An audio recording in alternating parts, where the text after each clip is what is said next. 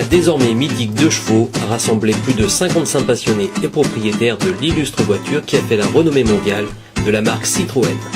Installés sur le port, les véhicules étaient alignés le long du quai et donnaient un air de salon de l'auto avec un joli côté rétro qui n'était pas pour déplaire aux visiteurs. Toutes plus rutilantes les unes que les autres, elles captaient les regards de passants admiratifs qui se laissaient porter par de nombreux souvenirs. Il faut dire que la 2 chevaux, tout le monde l'a côtoyée au moins une fois dans sa vie et les anecdotes sont légion. L'association La Deuche à la Côte, organisatrice de l'événement en partenariat avec la ville d'Étaples-sur-Mer, l'a bien compris et ne manque pas d'en jouer pour raviver ces instants de bonheur partagé.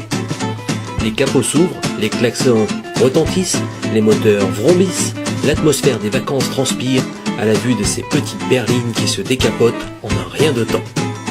Hier encore, c'était la petite voiture familiale et pas chère. Aujourd'hui, c'est un objet de collection très convoité qui a ses adeptes. La TPV, la toute petite voiture avec 4 places assises et, rappelons-le, inspirée d'une enquête faite auprès d'un public ciblé de plusieurs milliers de personnes qui a donné lieu à un cahier des charges unique en son genre. Avec 4 places assises, 50 kg de bagages transportables, 2 chevaux fiscaux, traction avant, 60 km/h en vitesse de pointe, boîte à 3 vitesses, facile d'entretien, possédant une suspension permettant de traverser un champ labouré avec un panier d'œufs sans en casser un seul et ne consommant que 3 litres au 100 km, elle doit pouvoir être conduite facilement par un débutant. Après le rappel de ces tendres souvenirs et la visite de nos hôtes dans les musées et expositions de la ville, le temps était à la balade dans les rues de la commune, comme pour un défilé hors norme ponctué de nombreux coups de klaxon.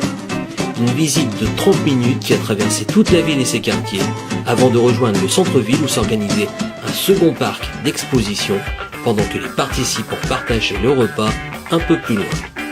Une dernière photo souvenir avant le départ de l'escapade en Côte d'Opale, et les voilà repartis pour avaler quelques kilomètres sur les routes ensoleillées de notre arrière-pays.